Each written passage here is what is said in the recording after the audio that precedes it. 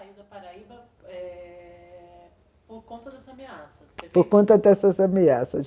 Tinha acontecido o ataque, né? Eu tinha sido bastante ferida, principalmente no olho esquerdo, que até hoje, não sei se você vê, de vez em quando ele lacrimeja. Nunca conseguiu realmente acertar isso.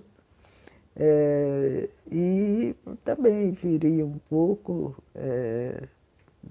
no braço, todo o lado esquerdo. E o que estávamos falando? Estávamos brancos de vez em quando. E foi um tiro? Foi o quê? Não, não, foi soco mesmo e cacetadas. Agora, não usaram porque eles disseram que não era para matar, era apenas um aviso que estavam me dando, que da próxima vez seria para matar. E aí, como é que aí o partido resolveu te mandar para cá? Como é que foi essa vinda, assim? Não foi decisão do partido. O partido aqui deu, de lá deu indicações aqui para tal, mas foi resolução principalmente da minha e da minha família. Eu fiquei realmente um pouco preocupada, né? Porque meus pais queriam aquele trancar em casa, aquela coisa de não sair e tal, não queria nem que fosse para a escola. Eu disse, eu não vou viver o resto da minha vida me escondendo aqui, né?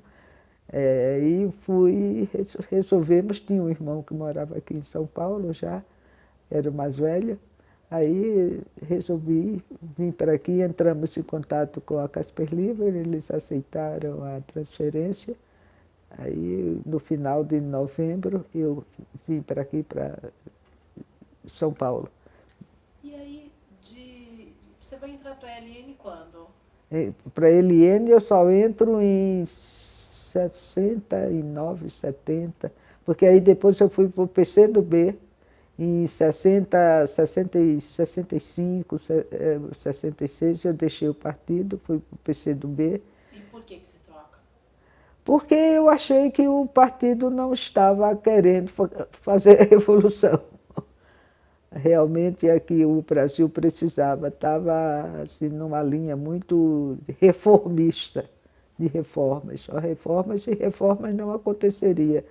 As reformas que a gente lutava, bancária e tal, estudantil, né, da educação, agrária, tinham terminado, tinham sido as causas que levaram ao golpe.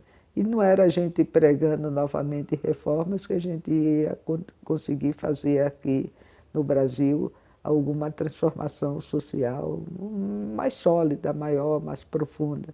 Então, por isso que eu deixei o PC e fui para o PCdoB, que estava com uma linha mais avançada naquele tempo.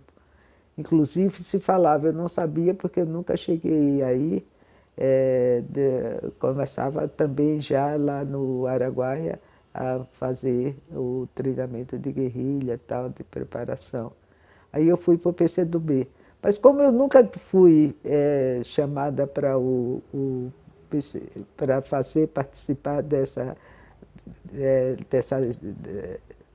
treinamento de guerrilha no Araguaia, eu achei dentro de mim, depois até disse isso para alguns companheiros hoje muito queridos, o Jamil, coisas que eu disse, estou sendo enrolada novamente.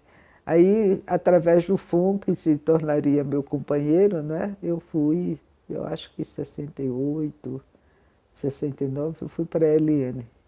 Você conhece o FON quando? Eu conheci o FUN, peraí, deixa eu ver. Eu conheci o FUN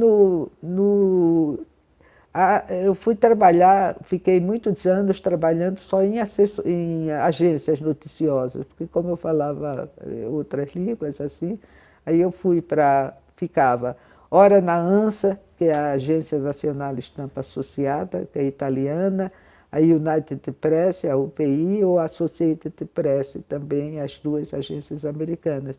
E era interessante, porque você tinha uma certa...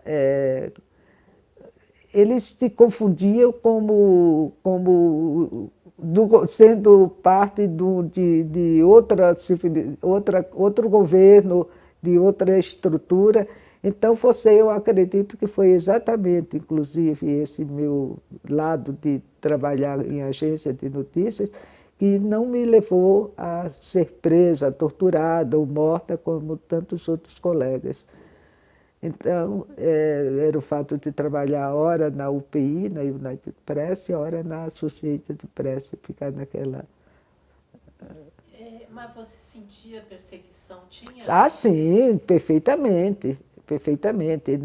Quando eu casei com o Ford, e a gente morava num gabinete,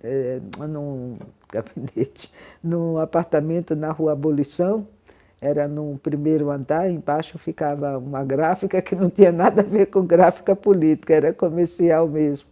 A gente morava no primeiro andar, tinha uma coisa ali, uma escadaria, e tinha primeiro e segundo andar. Nós morávamos no primeiro. À noite chegava, meia-noite, meia-noite e meia, chegavam os carros da UBAN, né? Parava do outro lado e começava a buzinar, até a gente chegar na janela, aí eles davam um tchauzinho para a gente e faziam assim, para mostrar, olha, nós estamos aqui, e não deixavam a gente dormir. A cada meia hora eles começavam a buzinar ou tocavam uma campainha. Quer dizer, eles sabiam exatamente. Fon já tinha sido preso, torturado, tudo. Então eles estavam... Até hoje a gente se pergunta, né? Nós dois nos perguntamos por que não nos sequestraram, não nos mataram, não subiram conosco. Não, realmente não sei. Inclusive eu tinha tido um encontro com o crioulo, eu nem me lembro direito o nome dele, era um companheiro da LN, tinha para passar uns informes para ele, e nos encontramos, conversamos, passei o que eu tinha de passar para ele. Aí, quando foi à noite, que o Fon voltou e disse: Denise, mataram o crioulo num atropelamento aí na 23 de maio, no início da 23 de maio. Quer dizer, depois foi comprovado que ele tinha sido jogado e o carro passou por cima, né? Então, eu digo, devia estar seguido, eu e ele, né? E me deixaram e levaram, mataram, assassinaram o crioulo. Então tinha muitas dessas coisas que não dava assim, sinceramente, não deu, até hoje não consegui, assim. Tem histórias que chegam a ser até hilárias, né? Teve uma vez que o Erasmo Dias, eu ficava enchendo o saco dele, perguntando quando é que terminava a construção do presídio, tirava os presos políticos, seriam retirados da casa de detenção e levados para o presídio de político, que era o Barro Branco. E ele ficava enrolando e tal, e que está feito, e eu chegava lá, e ele chegou a me levar uma vez. Inclusive, tem umas coisas muito interessantes. Depois eu fui saber que pessoas que trabalhavam com ele eram também do Partido Comunista. E que depois me confessaram que ficavam apavorados, porque disse: se o coronel for bater nela aqui, ou prisão, o que é que nós vamos fazer? Porque disse que eu ficava cutucando. E ele nunca soube desses outros dois que eram do partido? Não, eu acho que não, a não ser quando eles sofreram processos mesmo, foram presos, porque eles chegaram a ser presos e sofreram processo e foram expulsos, né? Expulsos não, passaram para reserva, não sei bem na linguagem militar como é que está. Você chegou a ser presa, Denise? Fui detenção, assim, porque fui presidente do centro acadêmico aqui da Casper Libero. Então, eram aquelas passeatas de 67, 68, né? Então, eu fui presa 2 vezes, mas se ficava lá, era fichada e tal. Outra vez porque foi preso o Tassante Castro, que era um estudante, era um cara ligado ao PC e ao movimento lá de Pernambuco, se eu não me engano, era... Não me foge agora o nome do movimento. e ele tinha como documento uma carteirinha do Centro Acadêmico Casper Libero que eu tinha dado para ele, que era o único documento que ele tinha para poder andar, transitar. Então teve assim processos, coisas assim, mas eu acredito que pelo fato de eu ser correspondente de agências americanas, tolhia um pouco eles assim de fazer, de prender, porque prendiam o fone, não me prendiam outros colegas, matavam, não me prendiam. Chegou até a me dar um problema muito sério. Eu ficava com medo de estar levando para pessoas assim a repressão para cima de colegas. Então ficava participando muito pouco de atos públicos, que tinha centenas de pessoas, mas reuniões mesmo eu disse que não iria mais, porque estava com medo de estar sendo seguida e levando repressão para junto de companheiros, de colegas. Quer dizer, são tormentos assim da vida, que é uma coisa terrível, né? Essa do crioulo me abalou muito. Eu fiquei assim semanas que eu tinha, meu Deus, será que... Por que é que me deixaram? Se me viram eu conversando, andando com ele, conversando, por que é que não me mataram também, só mataram ele, né? Ou foi ele que me trouxe, ou fui eu que levei até o... Então, foi, durante muito tempo, procurei, inclusive, auxílio médico, porque não conseguia mais nem sair de casa. Estava com aquela síndrome do pânico, né? Que depois é que eu vinha saber, que eu consultei médicos, companheiras também, que me orientaram nisso. E tomei remédio muitos anos, fiquei dependente de medicação. Nas agências tinha mais gente? Tinha. Quem eram? Tinha. Eu me lembro que quando a Edith foi presa, estava na agência, era na Associated Press, foi presa a Edith, o Davis, e Edith foi barbaramente torturada. Eu não me lembro, foi o fato, tinha caído uma pessoa que tinha ido, eu acho que era a Cida Costa, Cida, não me lembro direito quem foi, que tinha sido presa que estava numa casa lá em São Sebastião.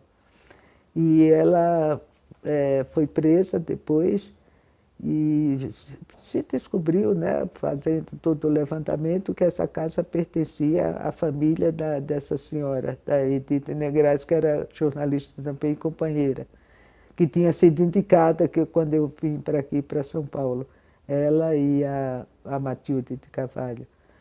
Aí eles foram, a Edith foi barbaramente torturada, só foi liberada porque sofreu 2 paradas cardíacas, aí ficaram com medo. Já era uma senhora mais velha, tinha 60 e poucos anos na época, éramos todos na faixa de 20 a 30, ela já tinha mais de 60. Então ela foi barbaramente torturada. E nas agências você cobria política ou você cobria... Cobria política e muitas coisas assim saiu, a gente via. Essa do Erasmo Dias, que eu ia falando, era um episódio que ficou conhecido como Camanducaia.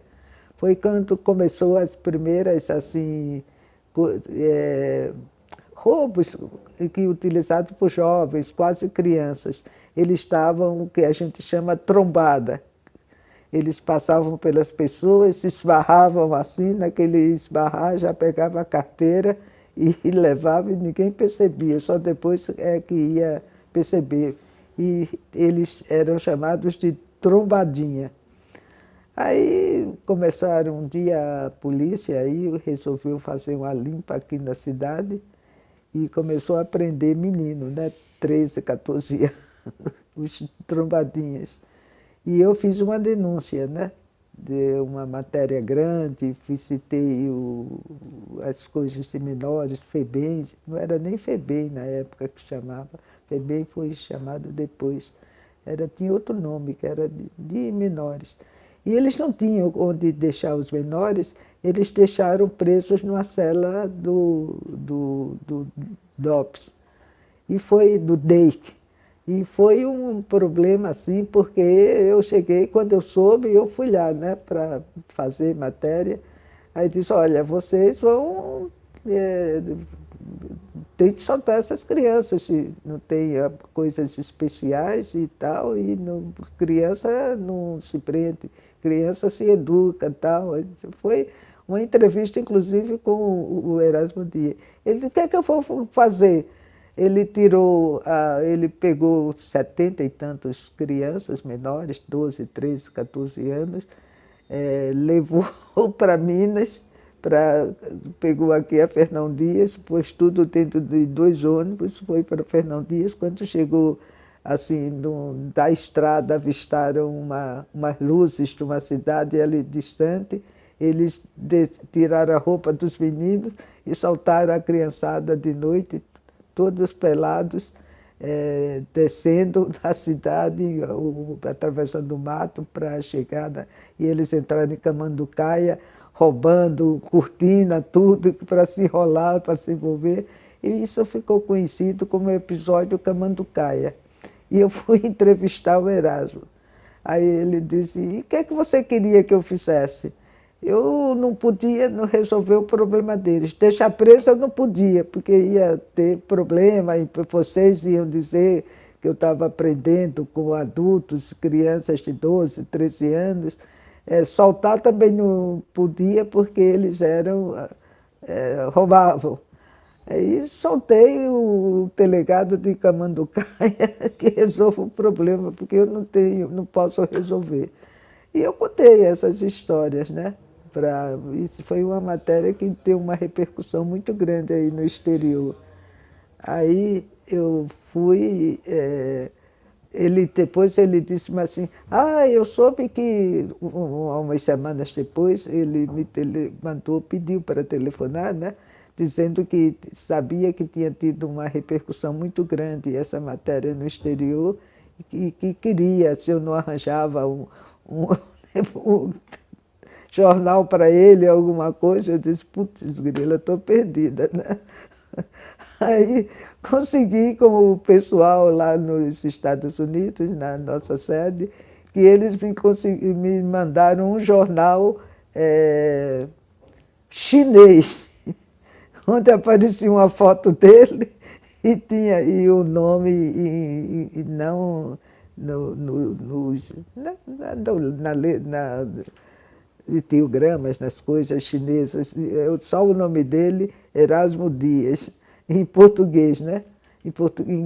Aí eu peguei o jornal e levei para ele. Eu disse, puta, se tiver alguém que traduz o chinês, eu estou perdida. Mas, pelo jeito, não tinha ninguém, não tinha ninguém, pelo menos nos 1, 2 dias. Aí eu peguei o jornal de volta, né? Passei 2 dias lá e pedi para o pessoal guardar, que eu ia guardar, se ele precisasse depois. E ele saiu mostrando, olha aí, eu estou até na China, aqui, mostrando a fotografia dele. E foi muito engraçado, porque um pouco antes dele morrer, eu e o Fon, ele também, né? Dizia, quando eu chegava lá, ele fazia, a senhora já está por aqui? Fez saber notícias desses seus amigos, comunista, assassino, ladrão, começava a bater na cadeira. Eu dizia, exatamente. Aí foi, agora já 2000 e tanto, há uns 4 anos, 5 anos atrás, eu acho que 1 ano e meio antes dele morrer, eu estava passeando com o Fon, passeando não, tínhamos feito alguma coisa na Avenida Paulista. Aí tem um bar que ele nem sabia que ele frequentava, e já perto aqui da Paulista com a Augusta, com a Consolação, nem me lembro direito. Aí quando a gente está passando, aí a gente escuta aqueles gritos, comunistas, comunistas! Aí a gente tomou um susto, olhou, era o Erasmo, tinha tomado umas cervejas, umas pingas, sei lá o que ele tinha tomado, bêbado. Olha, esses 2 aqui são 2 comunistas perigosos.